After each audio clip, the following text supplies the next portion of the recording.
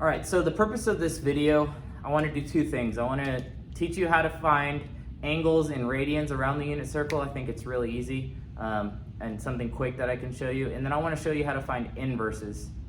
And the assignment that we're going to have for today will be just evaluating sine, cosine, and tangent at all the different angles, and then also the inverses, so going the opposite way. If I give you the inverse sine of a particular angle, of a ratio, I want you to be able to go backwards.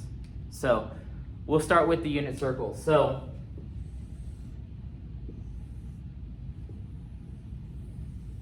as we talked about in today's meeting, we know that we use the unit circle to tell whether sine, cosine, or tangent is positive or negative in that particular quadrant. Okay, well, I need you to know off the top of your head kind of where all the angles are in radians. Okay, so if I tell you 3 pi over 4, you go boom, I know where that is. Okay, and I'll show you the way that I go about this. Okay, so the first thing is I know that this is 0, pi over 2, or 90 degrees. This is pi, or 180 degrees. And this is 3 pi over 2, or 270 degrees.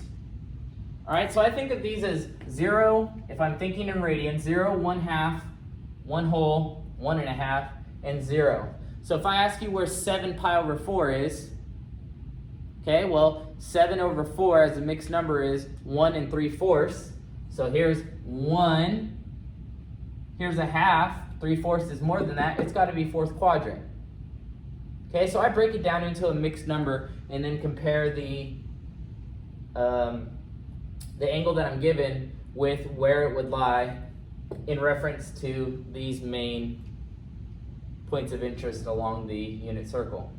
So if I was to say 5 pi over 6, well, 5/6 is less than 1, but it's more than a half, so it's got to be in the second quadrant. All right, now if we want to know specifically where those angles are, we can go like this, okay?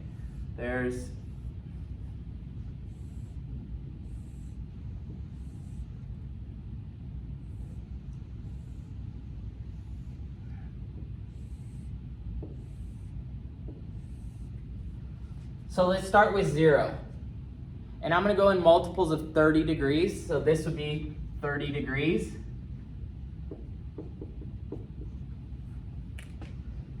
Okay, or it's pi over 6. So the next 30 degrees, this is the 45, because that's where the 45, 45, 90 would fit, thinking back to our triangle talk this morning. Okay, the next one would be 60 degrees. Or it would be 2 pi over 6. So if we're thinking it's going up by 30 each time, all we have to do is add 1/6. Well, it's really pi over 6, but you can think of it as 1/6. So 1/6 plus 1/6 is 2/6. But we don't want to leave it like that. So this is where we reduce and get pi over 3. Okay? So then 90 would be 3 pi over 6. But that reduces to pi over 2. So pi over 2 is here. Next, 30 degrees. So we add 3 pi over 6. This would be 4 pi over 6. But 4/6 can reduce to 2/3. So we have 2 pi over 3. Or this is 120. Okay, so this was 4 pi over 6. This is 5 pi over 6. Or 150 degrees. This is 6 pi over 6. So 30 degrees past that would be 7 pi over 6. Or 210. This would be 8 pi over 6. But we know that 8 over 6 reduces to 4/3. So this is 4 pi over 3. Or 240 degrees. This would be 9 pi over 6, but we know that reduces to 3 pi over 2. This would be 10 pi over 6, but that can reduce to 5 pi over 3, which is also 300 degrees. So this was 10 pi over 6, so this has to be 11 pi over 6, or 330. And this is 12 pi over 6, or 2 pi, back to where we started. All right, so I just broke it down into kind of common denominators and added 30 degrees all the way around the circle. Now we can do the same thing for the 45 degree, the multiples of 45. So we start 45 is pi over 4. Okay, then adding another 45 degrees would be 90, which is 2 pi over 4, which reduces to pi over 2. So we're at 2 pi over 4 here, so another 45 would be 3 pi over 4, or 135 degrees. And then we go from 135, that's 3 pi over 4. 4 pi over 4 is 1 pi, or 180. So this would be 5 pi over 4, or 225 degrees. 225 plus 45 is 270. This would be 6 pi over 4, which reduces to 3 pi over 2. So this ought to be 7 pi over 4, or 315. And then 45 degrees past that is 360, 8 pi over 4, which reduces to 2 pi. So there we have the complete marking of all the angles around the unit circle. Okay, so now we want to get into evaluating inverse trig functions. All right, so inverses by nature mean you're going to switch the inputs and outputs from what the original function is. So the original function of inverse sine is sine. So normally we take sine of an angle and the output is a ratio. Well, the inverse takes the ratio and outputs the angle. So we have to think kind of opposite of what we did when we were evaluating, say, sine of pi over 3. All right, so the inverse sine of negative 1/2. So you start by saying, okay, where is sine negative? Well, sine is negative here, but also here. Okay, so there's going to actually be two angles that meet this criteria of outputting negative 1/2. Okay, so what angles are those going to be? Well, it's going to be the angle, or the reference angle, that has an opposite side of 1/2. So that's obviously 30 degrees. So we know that 30 degrees is going to be here, and 30 degrees is going to be here. So what two angles have those as reference? Well, if we start at the positive x-axis and go to that terminal side of that angle, that's 30 degrees past 180, which is 210. And also, there's another angle, the angle in the fourth quadrant, whose reference is 30. So starting from the positive x-axis, going to that terminal side, for 30 degrees from 360, that's going to be 330 degrees. Okay, now I'm going to either tell you to write your answers between 0 and 360, that means degrees, or 0 and 2 pi, which would mean radians. So if I asked you it in radians, you just need to know what 210 is as a radian. Okay, so if it's 30 degrees, I know first off, all my 30 degree reference angles are going to have a base of 6, a denominator of 6. Okay, I know 6 pi over 6 is 1 pi, so this is 7 pi over 6. All right, and 330, since the reference angle is 30 degrees, and 30 degrees is pi over 6, I know this is going to have a matching denominator of 6.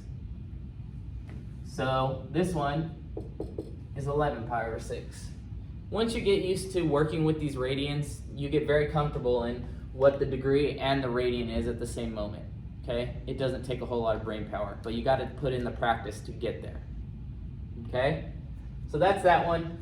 Let's talk about the cosine, the inverse cosine of negative square root 2 over 2. So let me erase this and rewrite.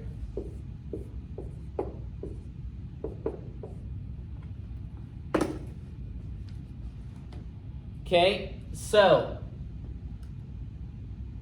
the inverse cosine negative square root 2 over 2. So this is the angle that has an adjacent side of negative square root 2 over 2. Well, that's going to be a 45. All we have to do is figure out what quadrant it's in. So cosine is negative here and here. So we're looking for the angles whose reference is 45. So it's going to be that second quadrant angle and the third quadrant angle. All right? So the second quadrant angle is going to be 180 minus 45, which is 135, or 3 pi over 4. And in the fourth quadrant, it's 180 plus 45, so 225 degrees, or 5 pi over 4. So there's your answers. Now, if you do these in the calculator, which you need to know how to do it in the calculator, we'll talk about that, I think, in person, because I don't know if you have calculators, but if you put this into the calculator, it's only going to spit out one answer. Okay? So what you have to do is you have to know this idea of reference angles and how that works. So even with the calculator, it takes some thought. All right? So let's do inverse tangent of 0.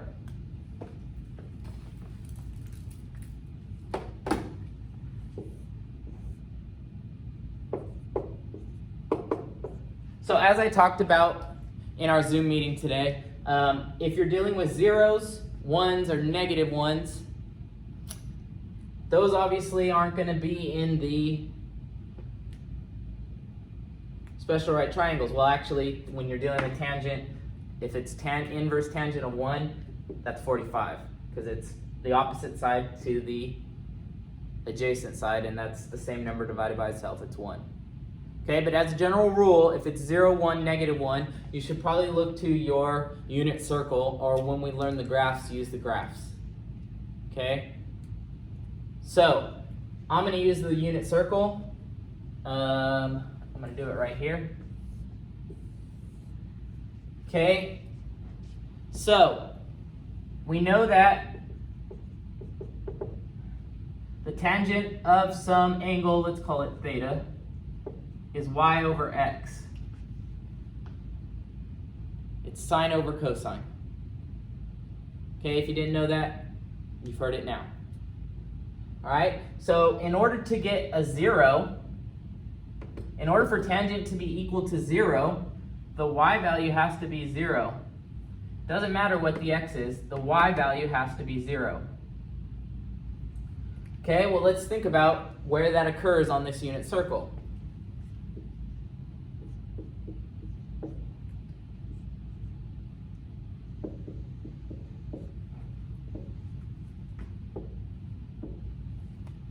So those two places are where y is 0 on the unit circle.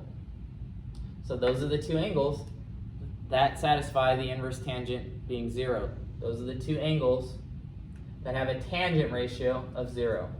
So it's 0 and 180 degrees, or 0 and pi.